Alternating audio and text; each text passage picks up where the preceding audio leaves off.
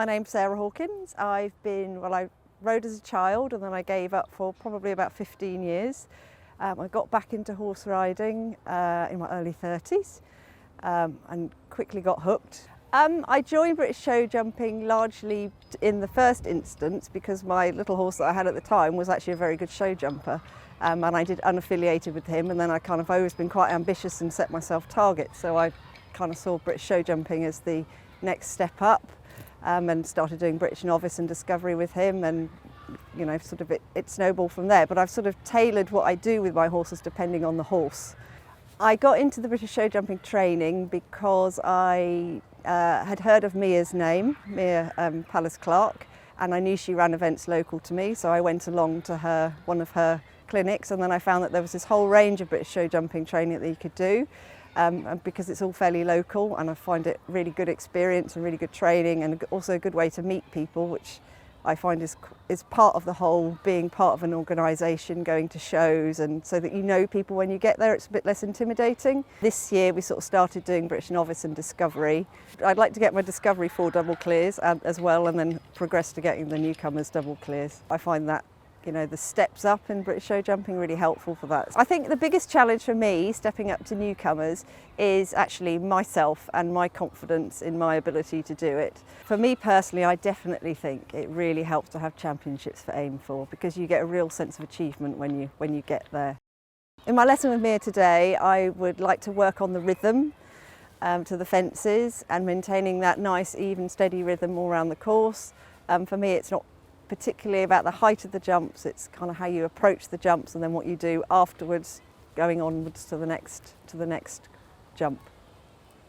Sarah came to me 2 years ago when he was a 5-year-old, and she was looking to develop her show jumping, struggling with his scope really, his length of stride, his slightly unruly and gangly physique as a 5-year-old. Her objectives for this year are to move up to jumping Newcomers. So we've worked our way through British Novice, double clears, we've worked our way through Discovery, the double clears, and she is ready to move up into Newcomers. Sarah's challenges moving up into Newcomers are that it's new ground, it's uncharted territory, and her confidence in her own ability to ride at the level that begins to be a level where you really need to be accurate, you really need to be able to keep that canter, ride good lines, and actually ride around. You can't get away with the odd mistake. We need to start to be a bit more accurate and on the ball. I'm going to focus first of all on getting her understanding and my understanding of her understanding of when the canter is as it should be. That's what we'll focus on the flat. And then taking that to the fence and away from the fence, using various techniques depending on the rider as to how that successfully stays in their mind and how they can successfully visualise a good line whilst maintaining a good canter pace.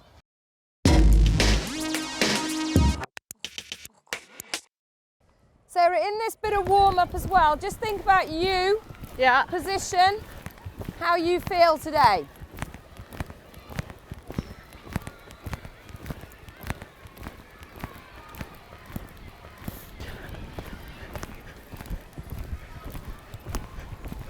That's exciting, isn't it? Yes. Has that woken him up a little bit? Yeah, it has woken him up a bit. Good girl. All right, you happy with that so far? Yeah. Yeah, good girl. All right, take a little breather. Just come and have a walk over here to me. Good girl. All right, so goals for today, things to take away from this session. Tell me. I want to work on the rhythm. Yeah. And getting the right, keeping the rhythm to the fence. Yeah. And keeping it away from the fence. Great. Not so much about the fence. Excellent. I'd agree with that. Definitely. In practice, in the ring, how have you found that recently? How's that been working? Much better, actually. I did find on Tuesday that I was in a bit of a flap because there weren't many people in it and I was on my own, and the warm-up was a bit rushed. Yeah. And because of that, he was a bit flat and a bit less adjustable. Okay. So what are you using in your warm-up to create that adjustability? Lots of transitions usually. All right, fine. And bit of leg yield. Transitions from trot to canter or transitions within the pace? From generally, to start with, between paces and then within the pace. Okay. So that's what I think I'd like us to look at. I'd definitely like us to look at now. So transitions within the pace, straight away, and well, we've just got this open side with the poles here, looking at some lateral moves. So we're looking at the adjustability forwards and backwards and left and right. Yes. Okay. Yeah, that's what he needs, definitely. Perfect.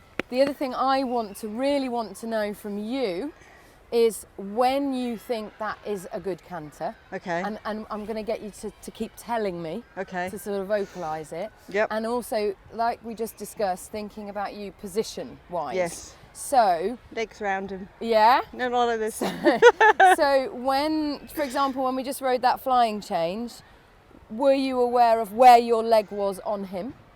I was thinking about it because I was thinking about asking him for it, but Okay. yes, I was probably a bit too forward and Leg also went all over. forwards, Yeah, yeah. So actually you've missed the button to press. Yeah. And just that kind of thing, just in this initial warm-up, being really aware of you, Okay. aware of self, that he's going off the leg, that the leg is going on the horse at the right time and in the right place. Okay. Not that you're working really hard and not actually getting it on him at all. Yeah, okay. Okay, so that's what I want us to be aware of. So if we go away now just for 5 minutes or so, we're going to work in canter. Yeah. You can use the whole arena. Now, as usual, thinking about working forwards through your turns Yeah. and actually thinking about him being a little more balanced up Yeah. and bouncy on the straights, not getting long Yes. and then losing your rhythm through your turns. So we've really got to turn that on its head. So just really get that canter moving up, coming back a little bit, moving up, coming back a little bit. Use circles, whatever you want to do, nothing too small. And then we'll build into that then some lateral work in a minute. Okay. Okay. Cool. Yep. So if we just, and crack straight on into your canter. Okay. You feel warmed up? Yeah, definitely. Yep. Good. Sarah, tell me which canter is that? That's the lollopy. I'm not really going anywhere canter. Is that, no, just tell me, are we calling that a working canter, a medium canter, a jumping bouncy canter? A working canter. A working. So would you be happy with that one to your first fence in the ring? No. Okay. Tell me when you are.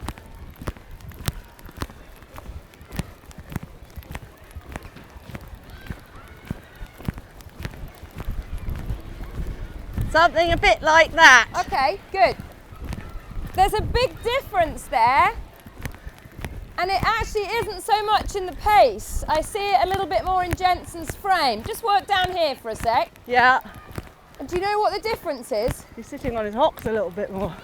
I'm actually looking at the front end of the horse. The difference is when he drops behind the vertical Yeah. and his nose comes back to his chest Yeah. and he drops behind you. Yeah. Be a little bit aware of that. One thing I forgot to mention when we're working around the arena, Yeah. stay off the edges. All Okay. right, so be a little bit creative in where you ride. Okay. A good 15, 20 metre circle and then straight on your long side but not on the track. Good there.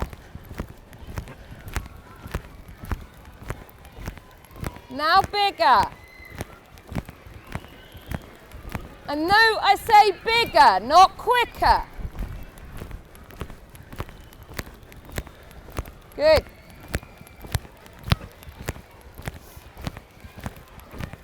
So here, Sarah, another time you could ride next to these on the inside. Okay. Yeah? Just to sort of prep you. But that's very good where you are now. Good. Super. Let's change the rein when you're ready. Yep.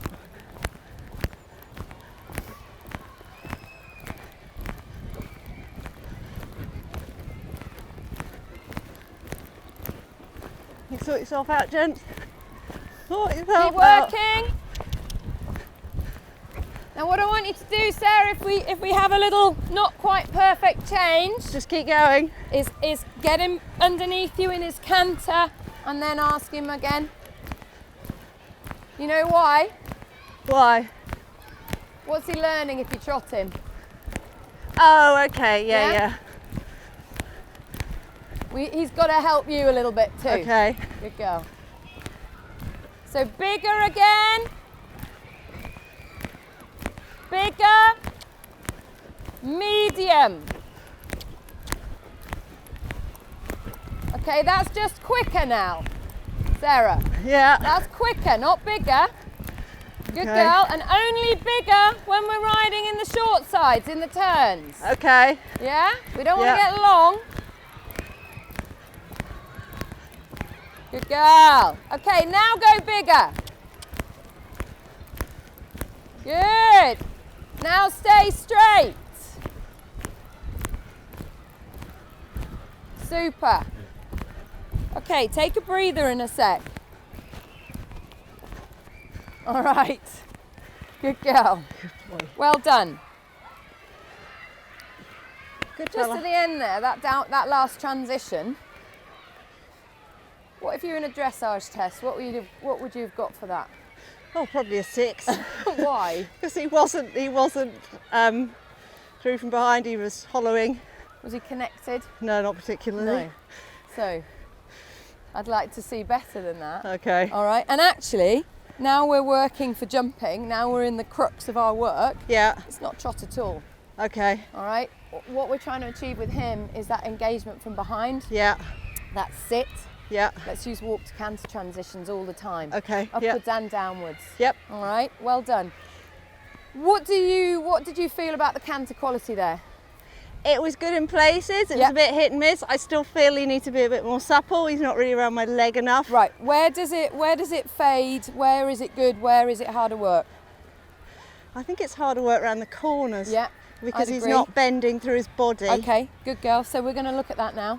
Yeah. With a little bit of lateral moves. Yeah, leg yields and things will help. Absolutely.